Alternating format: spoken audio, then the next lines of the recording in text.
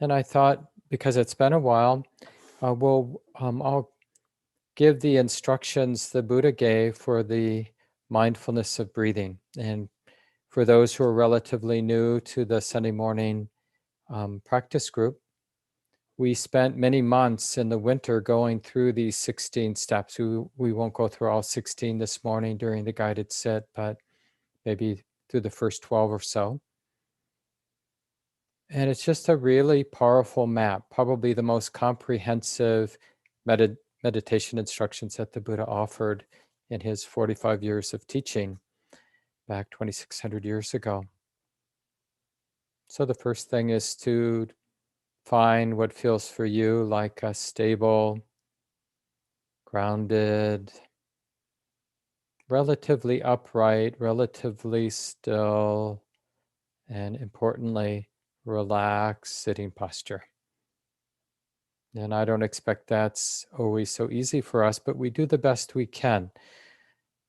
Interested in both a posture, a bodily posture that supports alertness, and a posture that supports relaxation and stillness.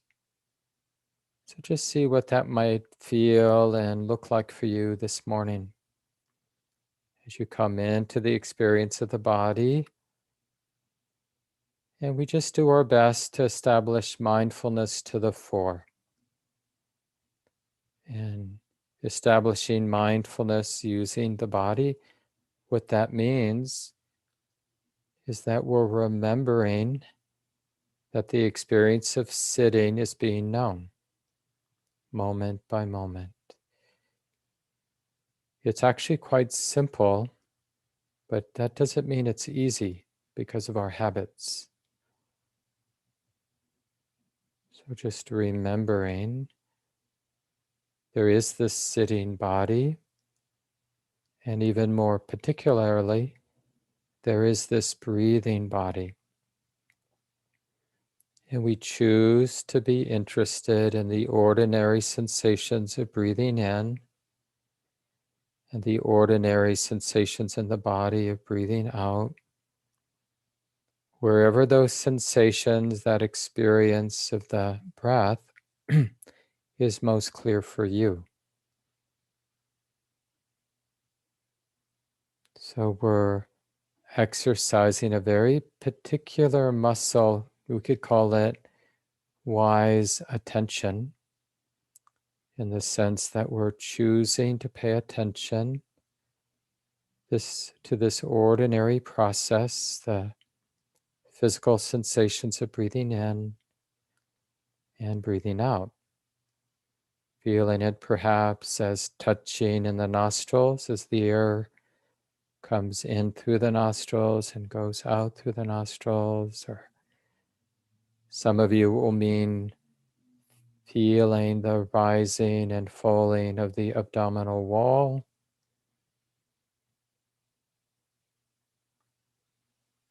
But wherever, however, we can get interested in the physicality of breathing in and breathing out, that's good enough. That will work. And when we choose to be aware, mindfully aware of the breath coming in and going out, then naturally all the other concerns, worries, hopes, fantasies will fall away,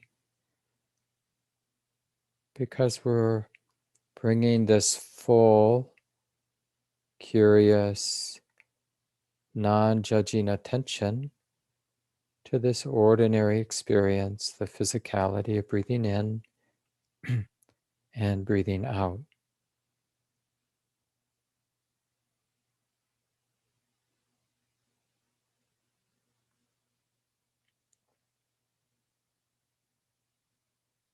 Can we train the mind to be interested in just this simple physicality of breathing in and out and letting go of everything else?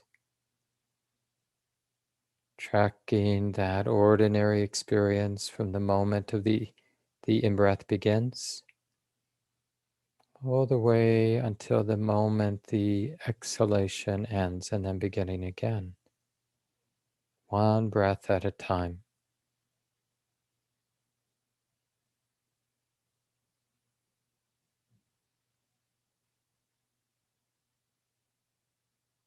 And willing to persist, to begin again and again, no matter how many little and big distractions interrupt, just begin again in a relaxed way, but persistent way.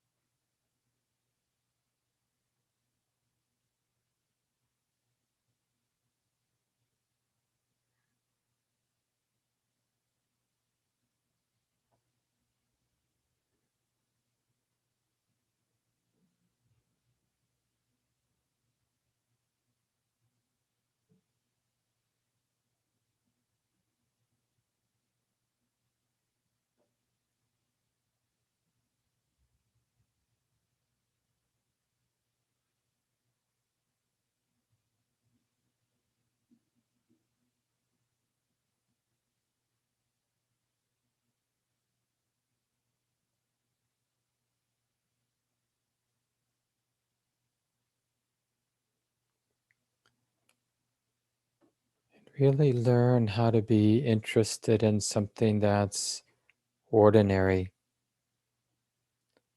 always changing. One breath in isn't like the previous one. Each one is fresh and new. And that will support a kind of interest that allows for this intimate tracking of breathing in and breathing out.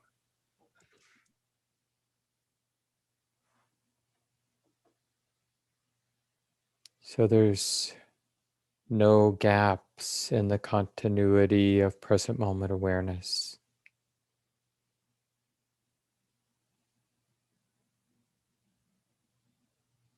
And there's enough continuity to recognize the individual characteristics of each in-breath and out-breath.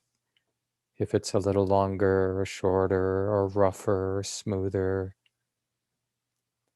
We're not trying to control the breathing, but generally as everything settles, then the breath will reflect that settledness in the mind and body. It will become more refined and more subtle. And that's like a useful feedback for how this part of the practice is going, where we're cultivating an exclusive attention, relaxed but exclusive attention to the physicality of breathing in and breathing out. As if just this is the most important thing to connect and sustain attention with.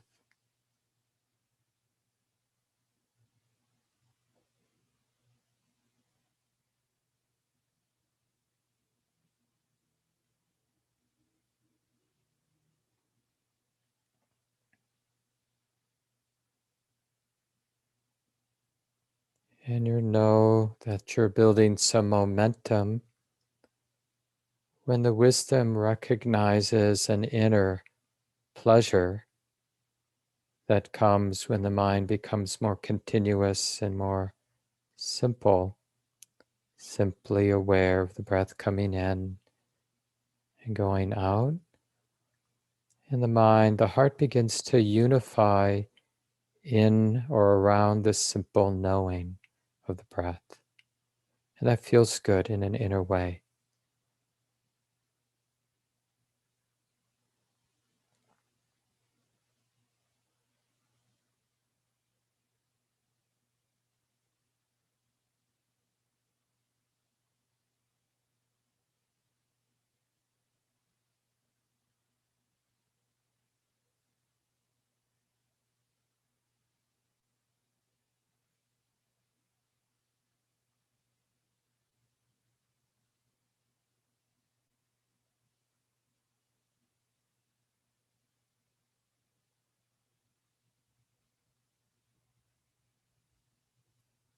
And when you feel like there's some continuity,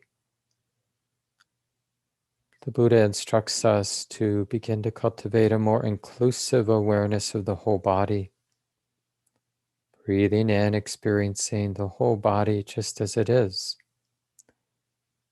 while breathing out, experiencing and allowing the body to be the way it is. Still aware of the in and out breath, but cultivate a whole body awareness, a generous, non-judging awareness of the whole body as you breathe in, as you breathe out.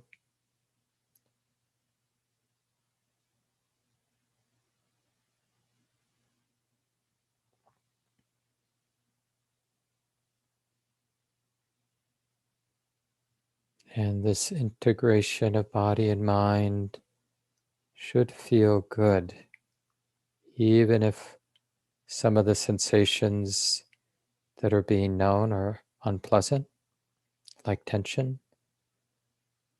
But this openness and this willingness to allow the sensations to be the way they are, it allows for a kind of healing between the mind and body, which manifests as a deepening and spreading calm. So you can notice that as you're breathing in and as you're breathing out, that deepening and spreading calm in the body.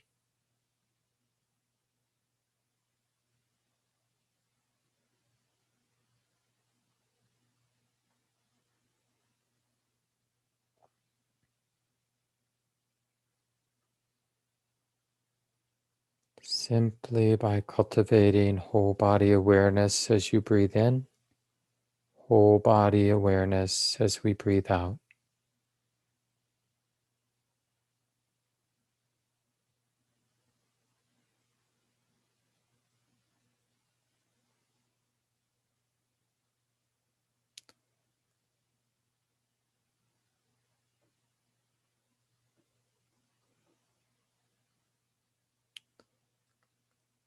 And it's important that we, or the mind, is encouraged to be interested in the pleasure, the wholesome pleasure of the calm, which eventually matures into a inner joy.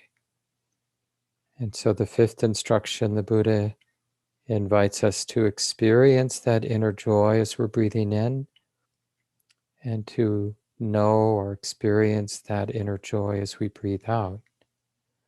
A kind of lightness of heart, a buoyancy, brightness, joyful interest.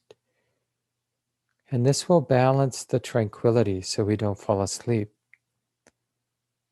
Being aware of joy as we breathe in and breathe out brings the heart into balance.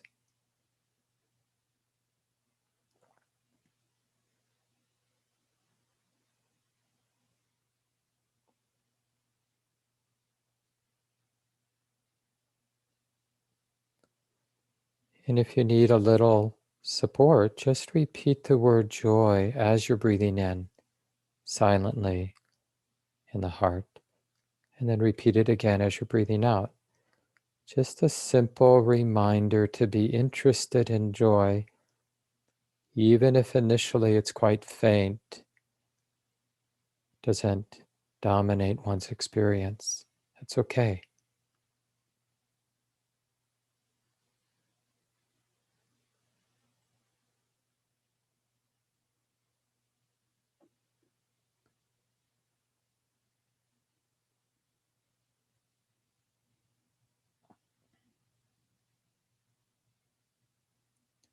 As if the heart itself has a beautiful smile, joyful smile that shines and uplifts the mind and the heart.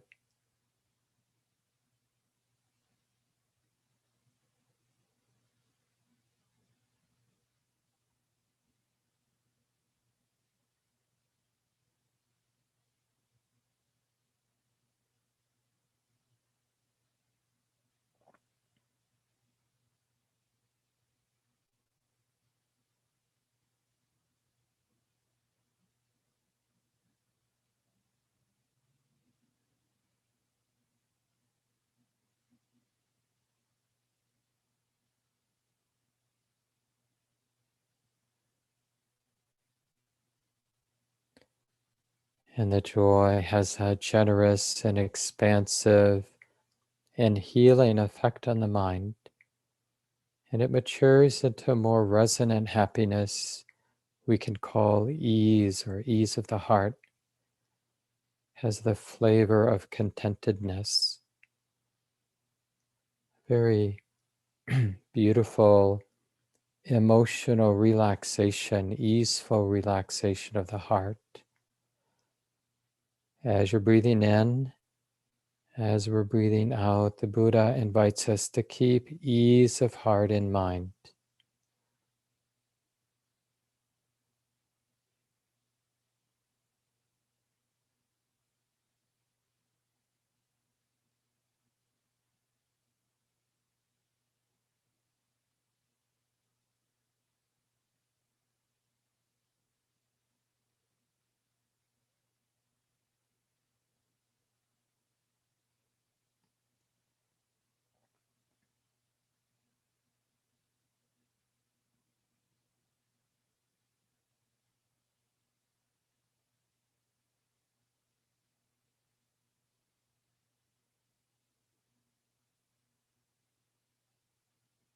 And being interested in the healing pleasure of that ease as you're breathing in and out.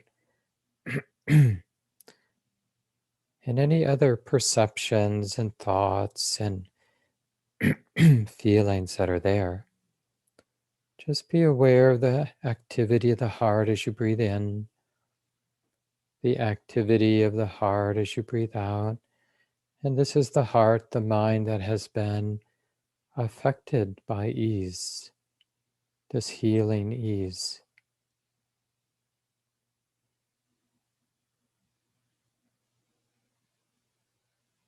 So you might notice a lot of dispassion or spacious equanimity around any mental activity, any thoughts or perceptions, feelings.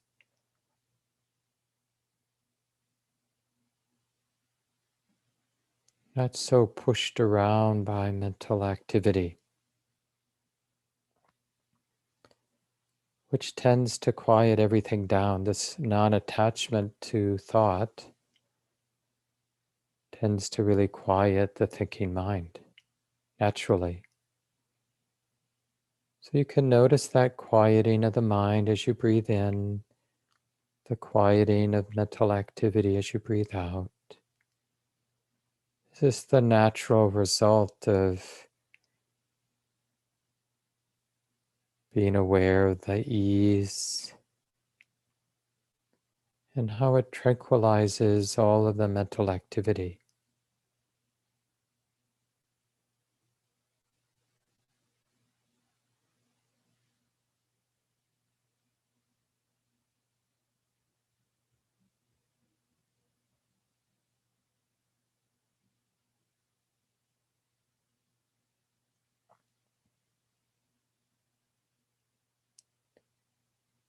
And this is a useful instruction because when obsessive thinking, planning, or whatever begins again, then we have a clearer sense of the antidote. Bring one's attention to that inner ease of seclusion, the joy maturing into ease of heart. Keep that in mind. And then that will support that spacious and dispassionate relationship to all the mental activity of thought, emotion, feeling, perception. And things quiet down again.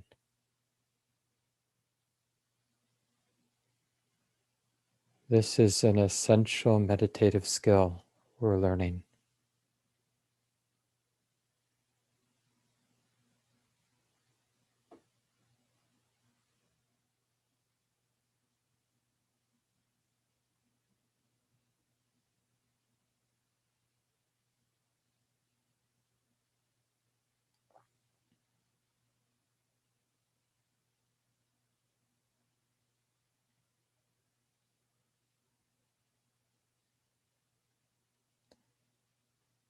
Breathing in, aware of the relative quietness of the mind. Breathing out, aware of the relative quietness of the thinking mind. Just noticing more and more that space of the present moment, the space of the knowing mind, and not so much concerned about the activity of the thinking mind or the activity of the feeling body.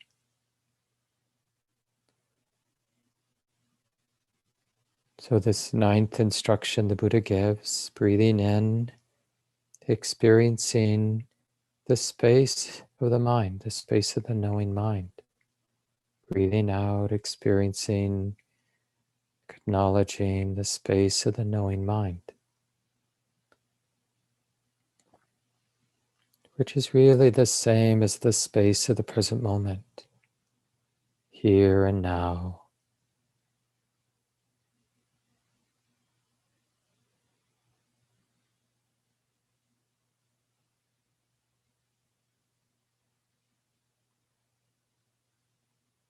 Can we keep the space of the present moment in mind as we breathe in and as we breathe out?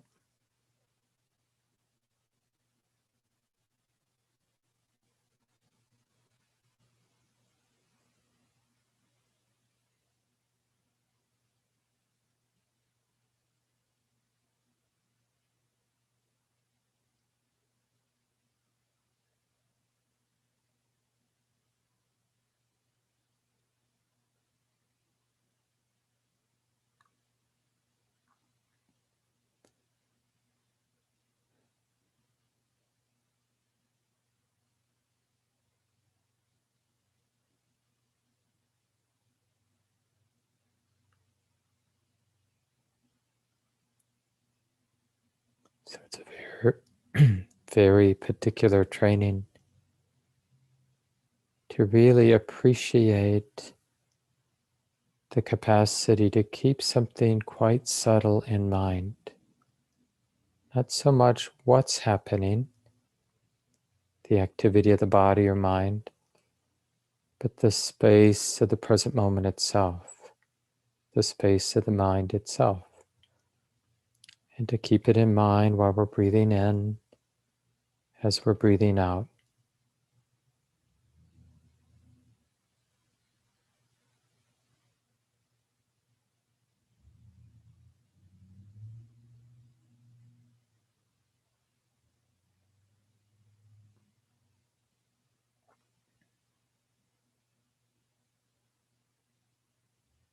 And there's a lot of natural beauty and gratitude and appreciation for this truth of the nature of the mind, the nature of the knowing mind. That's right here, right now, just what it is.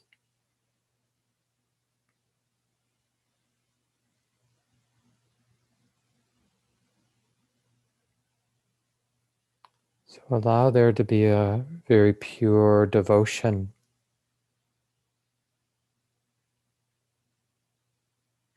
to this refined truth of the moment, truth of the nature of the mind.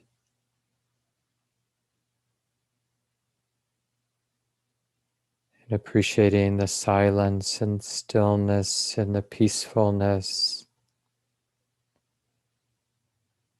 that comes naturally with this recognition.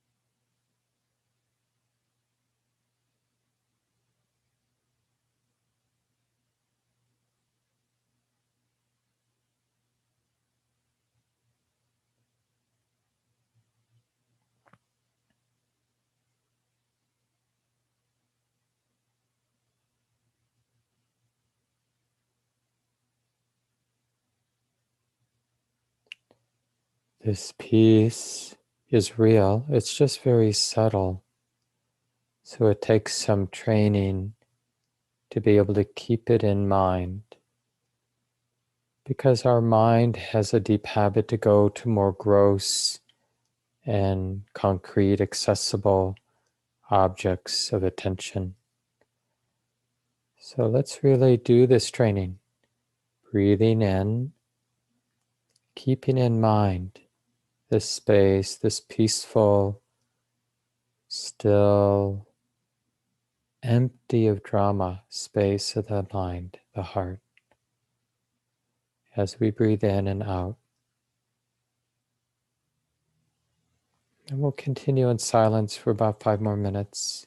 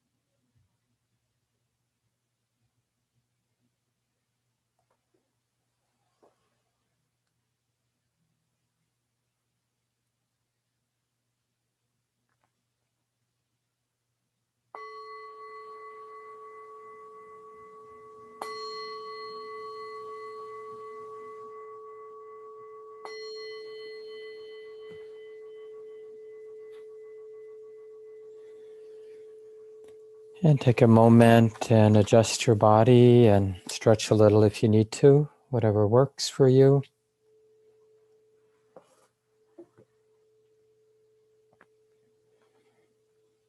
Really nice to be here with everyone. Probably a few new people here. So my name is Mark Nunberg, and I'm the guiding teacher at Common Ground Meditation Center in Minneapolis. And this is our Sunday morning weekly practice group. If you're interested in more instructions around the Buddha's teachings on mindfulness of breathing, the coming out of the Anapanasati Sutta, I gave, I don't remember exactly, but 15 to 20 talks for the first quarter of the year. So you could just look either on our YouTube channel, or you could go to dharmaseed.org and just get the audio. But they're both, the video is on our YouTube channel and the audio is at dharmaseed.org. And just look for those Sunday morning practice group talks from January to sometime in April, and you can get the background for that. And we've moved on. We're looking at another really essential teaching map, you could say, from the early Buddhist tradition called the paramis, these 10 beautiful qualities of the heart. And, it can always seem complicated to have to cultivate 10 qualities of the heart. Just give me one. And I think that actually works. You could just choose one. You get really good at any of these wholesome, beautiful qualities of heart, you'll start noticing all the others. And for example, if we had taken some time near the end of the sit where, for at least some of us, maybe the heart and body settled down some, we noticed the quality of generosity because that fullness of the presence was really generous. And you'd probably notice that beautiful quality of sila, moral sensitivity, or a real devotion to non-harming. It was probably there in a very natural way. And the parami of renunciation that I'll start talking about next Sunday, and truthfulness, like really wanting to see and feel things as they are, and energy of persistence and resoluteness and kindness, balance of equanimity. All of those wholesome qualities were probably there to some degree whenever the mind's in a balanced, skillful place. So I say that just so that we don't feel like, oh, just another long list of things I'm supposed to do but never get to, and I knew I was bad. Now this just proves it. I'm a bad Buddhist on top of everything else because I haven't perfected the 10 paramis. And in a way, it is a bit of a setup because as the sort of legends or mythology or stories in early Buddhism, the Buddha had an incalculable number of lifetimes to perfect these 10 qualities. So that when he was born in his last lifetime as, Gautama, this in the Gautama family, Shakyamuni Buddha, this boy, he had already just in his personality all these wholesome tendencies, right? This is the story. And so when he had his deep awakening insight, became really wise, he also just happened to have an excellent personality to be able to be a good teacher and to teach for those 45 years in a way that still reverberates today.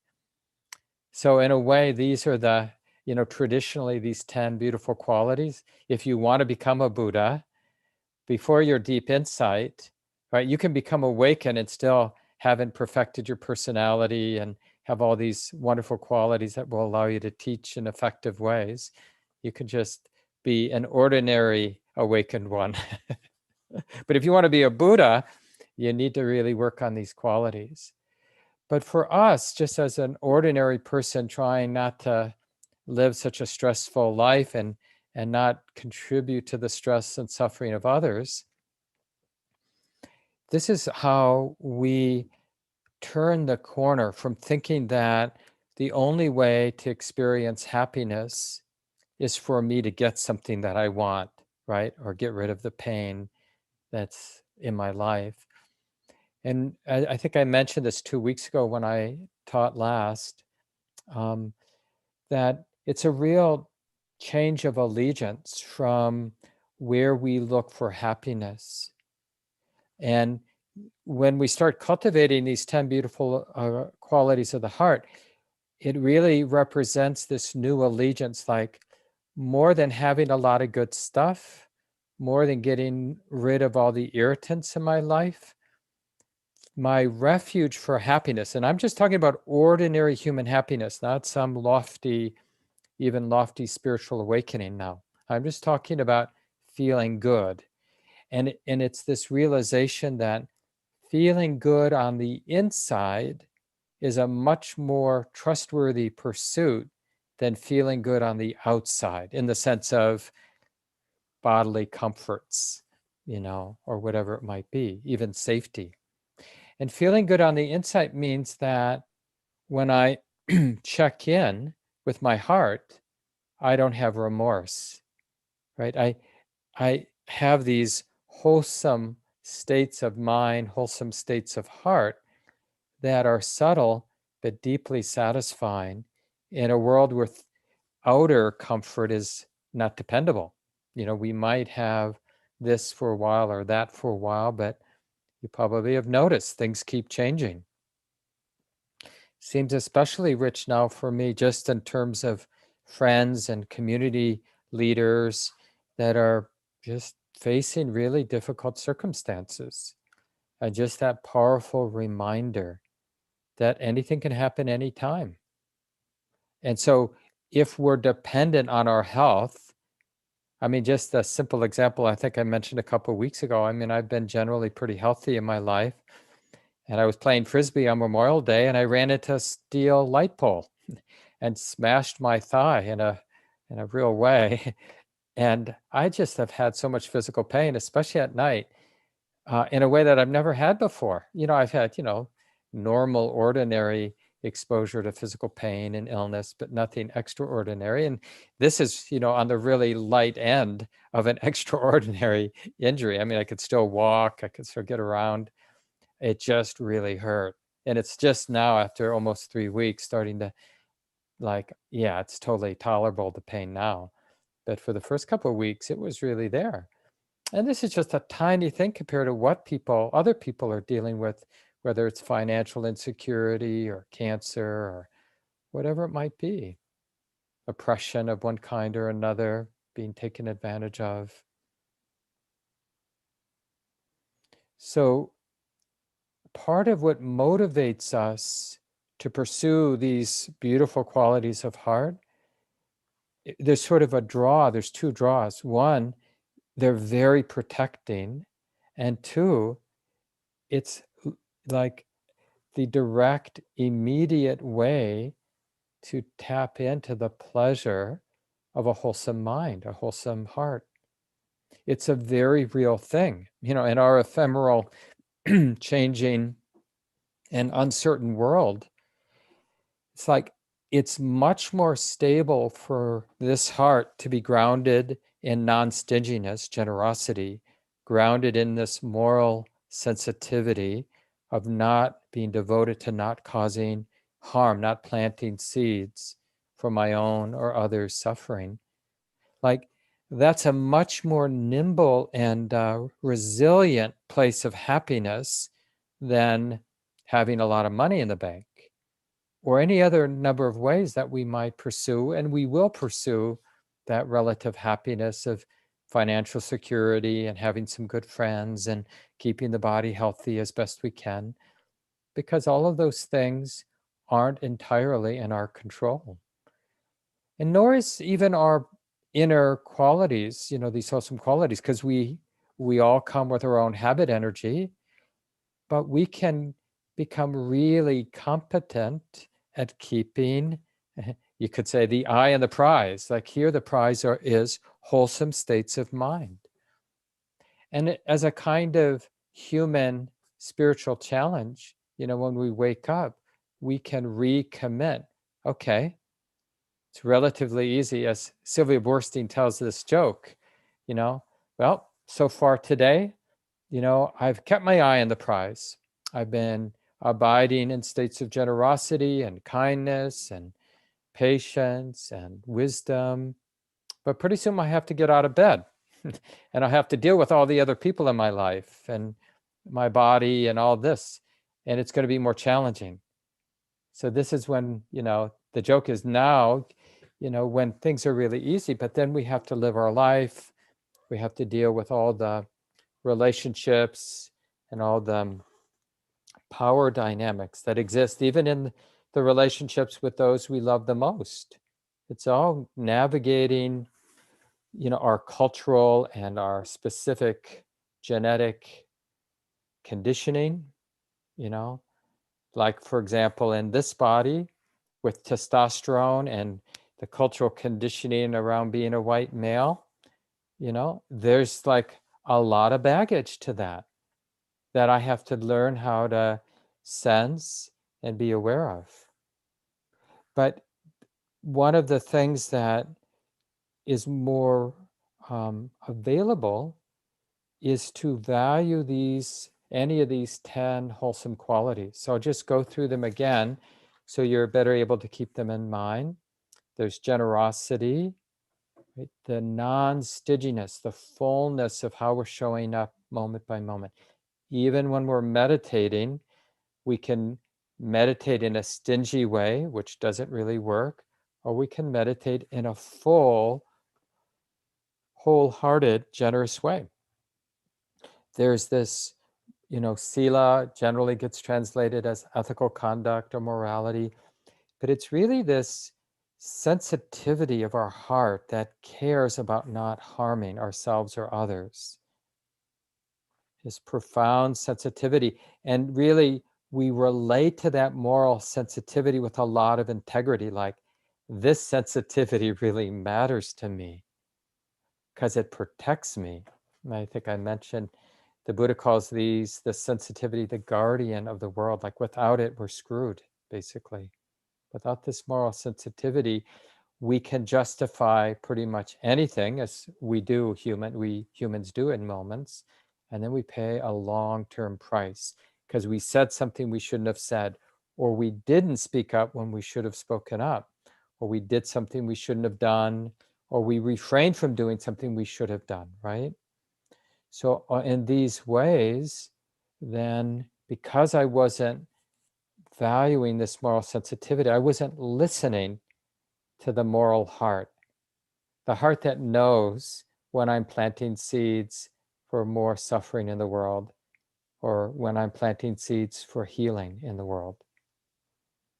Can I respect it enough to really learn to listen? When's the last time we asked ourselves, okay, this sort of moral wisdom, this moral sensitivity, okay, I have to make this choice. Please inform the decision making. Because what this moral sensitivity is just the simple distillation of all the mistakes, all the crazy, stupid things we've done in the past, and all the wise things we've done in the past. And all of that gets distilled as a kind of moral sensitivity. But in a way, we don't want to feel the sensitivity because we feel raw when we feel it. And as a white person, I'll just give this example.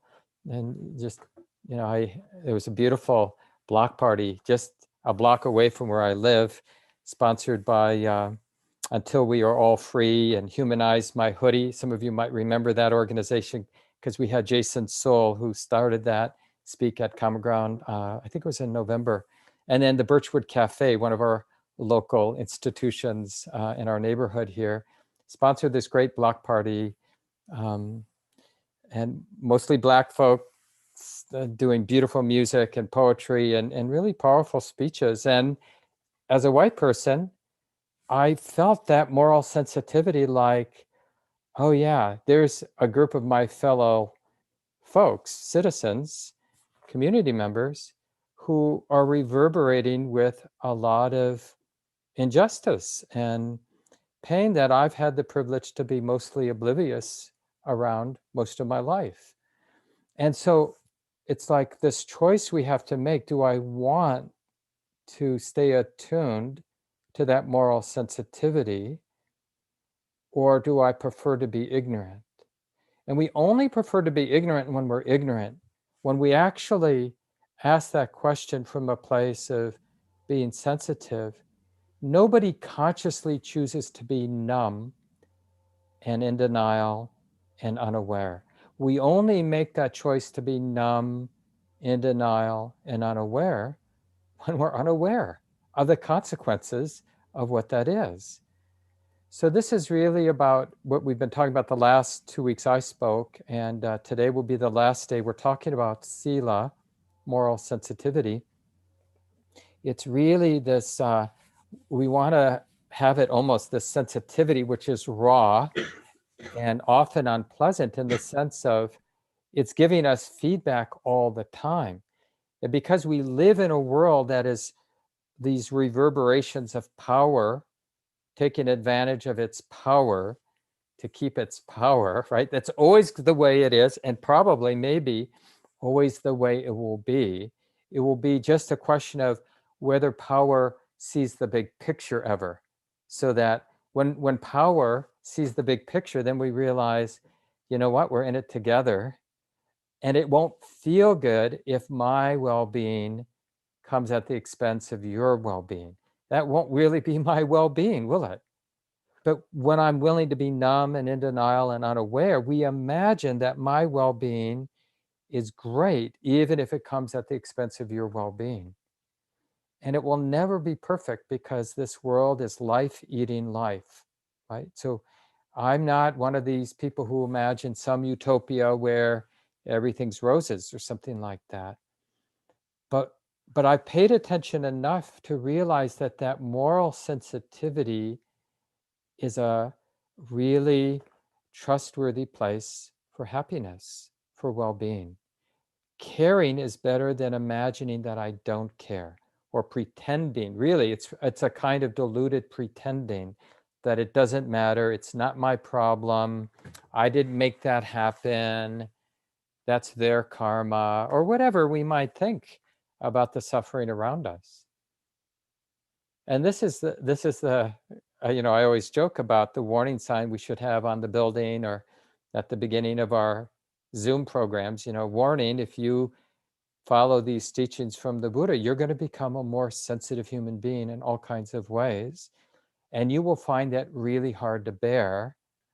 But the great thing is, it will force you to develop wisdom and love, because it's the only way to handle the sensitivity that comes from the cultivating of this mindful awareness.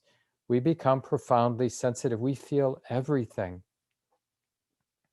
We connect with the mosquito that lands on us. We may still brush it away. I was briefly tormented by a mosquito last night, somehow got in the house just as I was trying to fall asleep, and the way I moved the blankets, it was not without some violence, to keep it off of me. And I don't feel good about that. Even that sort of protecting myself from getting bit and just being rough. I don't know what happened to the mosquito. I know it stopped bothering me. So I could have harmed it in some way. I don't really know. But I feel badly about it. And I'm not saying that it's, was right or wrong. I'm just saying that my heart is sensitive even to something like that. And earlier in the morning when I was down in the basement, we have a sink and there's a big centipede in our sink in the basement, couldn't get out. And that little thing breaks my heart a little bit. So I put a towel so it could climb out of the sink and not be trapped there until it dies of dehydration or whatever, right? So these simple things that, I don't really want to feel that. And every time we walk down the block, there's a little bunny that's been slowly dissolving. It got killed maybe a couple of weeks ago. It's just on the side of the sidewalk there, and it's just, oh yeah, this is how it is. Beings are born, they get eaten, they get killed. This is how it is. And that sensitivity just makes me more sensitive as I navigate my life, more caring, taking care of myself and taking care of others. It doesn't give us a roadmap of what to do and don't do. That's why it's trustworthy. It's just like this raw feeling. It's like a smell test. Like how is my heart feeling? And before we end this morning, we'll do the recitation of the refuges and precepts, because one of the things, as Ajahn Sumedho, a really important teacher of mine, and many of us, one of our senior teachers in the Western, Theravada, early Buddhist tradition. Let me just see if I can find that quote, because I just found it really useful.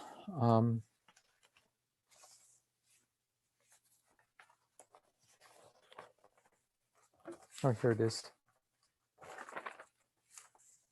Yeah, he said, we must be honest about our confusion and willing to experiment with the tools that the wise ones have offered us. So it's like these 5 precepts: undertaking the training to refrain from harming and killing living beings, undertaking the training to refrain from taking that which hasn't been given to us, undertaking the training to refrain from sexual misconduct, undertaking the training to refrain from false speech, and all the ways we use speech as a weapon or as just a way to fill up space. And the 5th one is undertaking the training to refrain from intoxicating the mind in ways that make us more negligent, more unaware. Okay? So, we could argue forever about exactly what 5 precepts or 5 trainings we should take on and how to language them. And people do. But the question is, maybe these are good enough, because what we want there's sort of a set of tools that will help illuminate places in our life that we want to rely on our moral sensitivity, that integrity we have around non-harming. So when we, practice taking on this precept, this training, we resolve, basically, I want to, anytime I'm close to causing harm or killing another being, I want a very powerful mindfulness bell to go off that says, honey, pay attention. This is a relevant moment in your life. Wake up, right?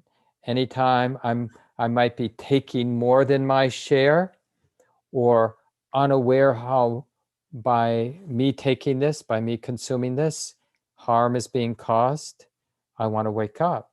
Anytime, really, probably anytime we're involved in sexual activities, just because it cuts so deep, and just the way we've been conditioned as human beings around sexuality, I just want to be really awake so that I'm not, unaware, in an unaware way, using my power to feel good, or just causing harm in one little or big way, which we, think about the enormity of the suffering around sexual activities. I mean, it's inconceivable how much suffering has happened, how much long time trauma, how much broken hearts, how much whatever has come, feeling of not belonging. And then the 4th, just how powerful our words are, both the words we speak and the words we don't speak that we really should be speaking, because we're the person who sees more clearly in that moment. And it's our responsibility to illuminate it for those we're in community with. Oh yeah, I really should have said that, but I was afraid. And then the last is just realizing we all like to get high in our own ways, right? Whether it's alcohol or media or drugs or caffeine or whatever it might be.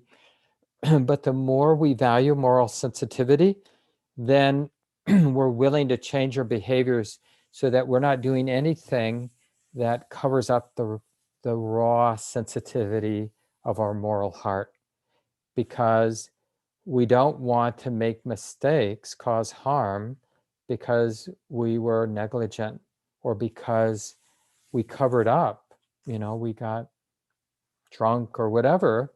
And then during that time, our moral sensitivity didn't operate very well. So part of that, it's not that it's inherently wrong to, use plant medicine or whatever you like using to alter your state of consciousness. It's just that our responsibility to each other, to ourselves and to each other, doesn't go away ever. And we're always in the vicinity of causing each other harm. And because we value the kind of happiness that comes from really training ourselves to listen, to be in alignment with our moral sensitivity, the devotion to non-harming, why would we, and it's really paying back, like our life is going better because of that, why would we cover it up by, using drugs or alcohol in ways that make us negligent or unaware? We wouldn't. And of course, I'm not preaching, telling people exactly what to do, except see if this is worthy of deep valuing, and then that will naturally change your behaviors around, other things in your life. There's a famous teaching in the Buddhist tradition from Shantideva. I think he's like a 9th century Buddhist saint in northern India. And he said something like, "We are senseless children who shrink away from suffering, but we really like the causes for suffering." Right? We really like to do stuff that cause suffering, but we don't want to suffer. And this is like part of valuing the moral sensitivity and having that really sensitive heart that just discerns and senses when we're in the vicinity of causing ourselves and others harm. It's like we're maturing. We're not just willing to act out our habit energy or our instincts. We want to kind of fully inhabit this world of being a morally sensitive being, so that I have now the capacity to refrain from acting out my instinct, because I feel my instinct causing that impulse to do something, for example. But because I'm mindfully aware, and because the moral sensitivity is saying, whoa, I don't like where this is going, then we have this power. We can have this power of restraint. Like, I don't have to act out my habitual impulses or instinctual impulses, because I can feel them. I can feel the force of the impulse without acting it out. And that's what moral sensitivity gives us. It's like it gives us the possibility of breaks. Imagine if we did everything we had the impulse to do. It wouldn't go so well, would it? There would really not be anything but chaos in the world. Like those apocalyptic movies we seem to like, where everyone's out for themselves and it's really ugly. So I want to go through the precepts now. And really the way the Buddha thinks of these precepts, these trainings, it's the greatest gift we can give ourselves and each other. And he says that specifically in one of the passages, that taking on these precepts with a lot of integrity, these mindfulness trainings around non-harming, not taking what hasn't been given, and refraining from sexual misconduct, and from using speech as a kind of weapon to cause harm and intoxicating the mind. This is a great gift. Better than feeding the monks and nuns is to commit. And I think one of the reasons the Buddha highlights this, it's our first step towards independence. It's like this listening to our moral sensitivity is really making the transition from like dependent on my wise teacher or the wise tradition to tell me what to do in my life, to realizing that actually our own experience and the sensitivity of that arises from our own experience is actually a more trustworthy teacher for us than any external tradition or teacher. And we all have to navigate this transition from initially a necessary reliance on external sources to this turning inward, so that our actual teacher we end up with is our own direct experience. If we do that too soon, we're screwed. If we wait too long, we waste time. And so at some point, and this is really the point where we realize, I do have this moral sensitivity. I may not have paid attention to it as much as I should, but it's here right now. So if you would, I just put a link in the chat, and you can open that up. And one of the things in that link is just the link if you want to make a donation, and the links to the 2 books that for some of you who want to do more study, you could read along with us these months, because we'll be doing this for a couple months. This one is from Ajahn Sushito. This one's from Sylvia Burstein, 2 wonderful books about these 10 qualities.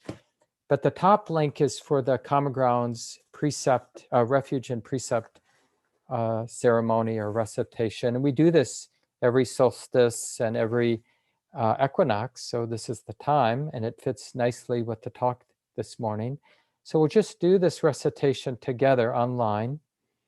And the refuge is taking refuge in the Buddha, Dhamma, Sangha. It's really just the remembering our practice. It's kind of early Buddhist code for what are we doing? Oh yeah, I'm valuing Buddha, which just means to be awake, being open, being intimate. With what? Oh, I value Dhamma. That's the way it is. The immediacy of what's coming and going in the moment. Buddha, being intimate with Dhamma. And when I do that, when I'm in moments living with this open, clear exposure to the way that it is, then my response, the moral response, is Sangha. That's the 3rd refuge. It's an enlightened response because I'm living out of the intimacy of Buddha, knowing Dhamma. And then we'll do the 5 precepts so we can practice in community, taking up these 5 trainings that I've been talking about today. So let's do that. So open that up if you haven't. We begin. Feel free to use that gesture, Anjali. It's just a nice kind of gesture of respect. If you like it, use it. Don't feel like you have to, of course. And we're going to start by just acknowledging our teacher, this person who lived 2,500 years ago. I'll ring the bell 3 times. Just follow along with me. I'll talk us through it. And if you just want to listen, that's okay too.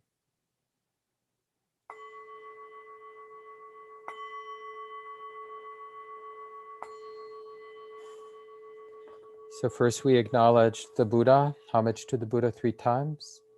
Namo tassa bhagavato arahato samma sambuddhassa. Namo tassa bhagavato arahato samma sambuddhassa.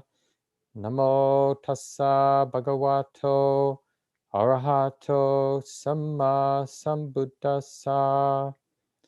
And then we'll take the refuges 3 times, and we use Pali for this.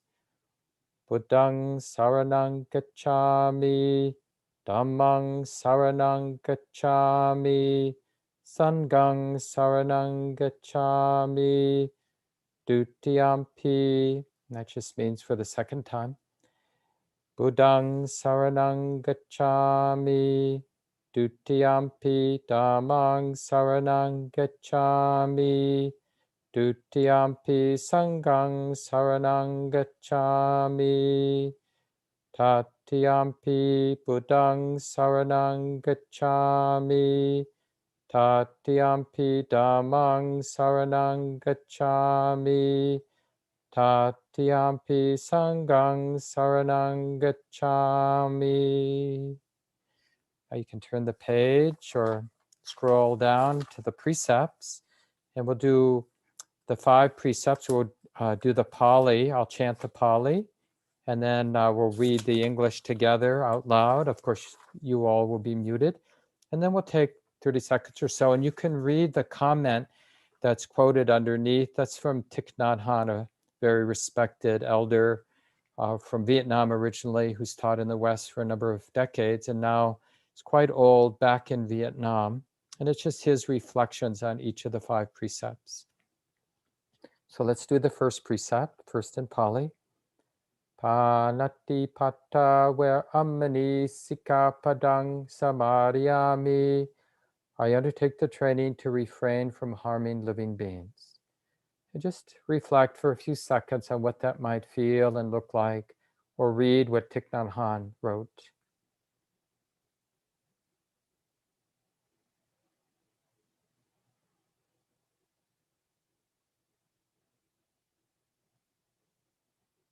And now the second. Adinadana where amani sikapadang samadhyami. I undertake the training to refrain from taking that which is not given. So again, just reflecting for a few seconds.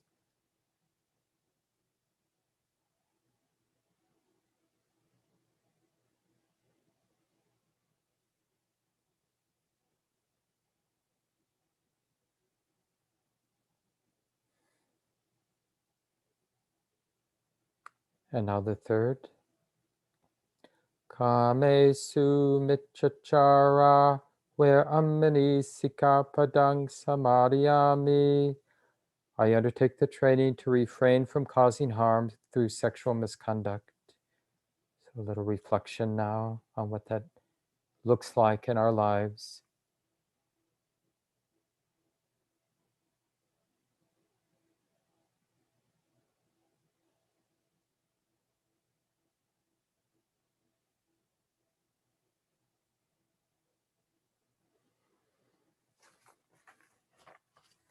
And now the fourth. Musawada where amani sikapadang samadhyami. I undertake the training to refrain from false and harmful speech. Reflect.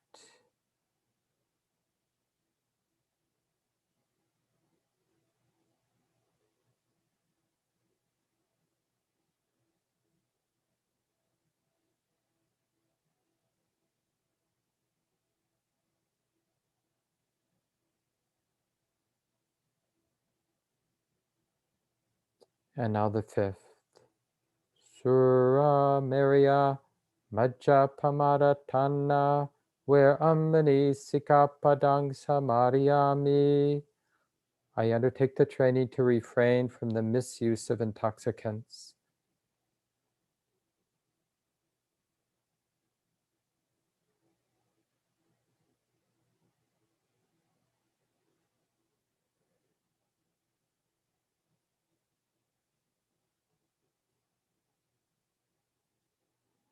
And then we end with a little blessing you see at the bottom. Idam me silang magafalanyana sa pachayo hotu. May my conduct conduce to attainment of the highest fruits of liberation. Taking refuge, undertaking the 5 mindfulness trainings, the precepts, and practicing the way of awareness and insight gives rise to benefits without limit. I offer to share all blessings and merit with my parents, teachers, family, and friends, and with all beings everywhere. May this life and practice contribute to the great stream of causes and conditions leading to happiness, peace, justice, liberation for all beings. May all beings be happy.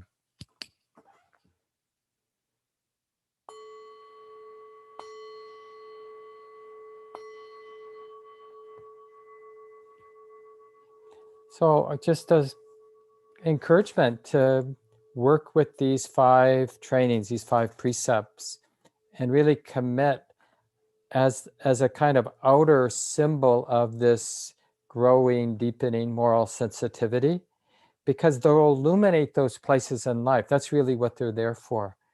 So if you repeat them every day or once a week or something like that, in a way that elicits some respect, inner respect for them. So don't just do them casually while you're driving in traffic. I mean, it may be better than nothing, but to kind of find a time when your mind is settled. So when you bring them to mind, you're that bringing them to mind or saying them out loud, it leaves an impression in your mind stream. Like you're different because you've been remembering them and you've been remembering your commitment to these trainings. And again, It's not about a should and a shouldn't. It's really about illuminating places in your life where we tend to cause ourselves and others suffering so that we can have more well-being in our lives. So in a moment, I'll pass it over, I think, to Shannon today.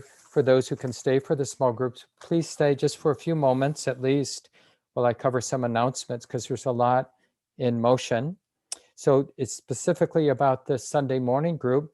We're thinking of having people in the building watching the program on a big screen, which we have in the meditation hall. I'll be in the office here at the center, but it gives us a chance to connect before and after the program, and just for you to be here with other people on Sunday morning if you'd like. So watch the weekly email for when that might begin. But we are planning to start a Sunday evening program that I believe the second Sunday in July. And that will be just drop in, and it won't be live streamed because we're live streaming and recording the morning session. And we have already open sits, and a new thing we started is tea and dharma every Tuesday morning in the building, 8 to 9. But there are many online practice discussions as well. So there's that Tuesday morning that's in person, but on Sunday afternoons, when Fricke, the co-founder of Common Ground, and I do a practice check-in, great time to ask questions about the talks or anything in regards to your practice. And then Stacy McClendon and I do Tuesday at 12 noon, another practice check-in. Shelley Graff, our associate director, does Thursday morning, and Ramesh Sairam, a longtime Dharma teacher here at Common Ground, does 2 Saturdays a month at 10:30. And these are just great times to meet in relatively small groups and ask questions and just discuss how the practice is going together. So keep that all in mind. We'll have a visit from Ajahn Chandako. Grew up here in Minnesota, but he's been a Buddhist monk now for, I think, over 25 years, and has regularly visited the Twin Cities. And he'll be teaching on Wednesday, the 14th of July. We'll probably offer him a meal late morning on that Wednesday. And then his program will be 6 o'clock, and it will be both hybrid, both online, but also people can come in the building for that. And Buddhist Studies will also be a hybrid program, so that the first session, I think it's the 28th of June, will be just online. But starting the next week, we'll have both in person, or you can be part of the Buddhist Studies, the Monday night Buddhist Studies online. Same with the half-day and day-long retreats in July. There will be both in person and online. So we're in the middle of a big transition. Please stay in touch with the weekly email and the online public calendar so you know what's happening, because who knows? It's a big experiment. We're just trying to take care of everybody, but also lean into being fearless about this new world where hopefully with our transmission rates here in Hennepin County being relatively low, that we just start to experiment being in person again. And of course, if you have any questions about that, just check in with the office. Gabe Keller Flores is around, and we'll get back to you with any of your questions that you might have. So really great to be with everybody.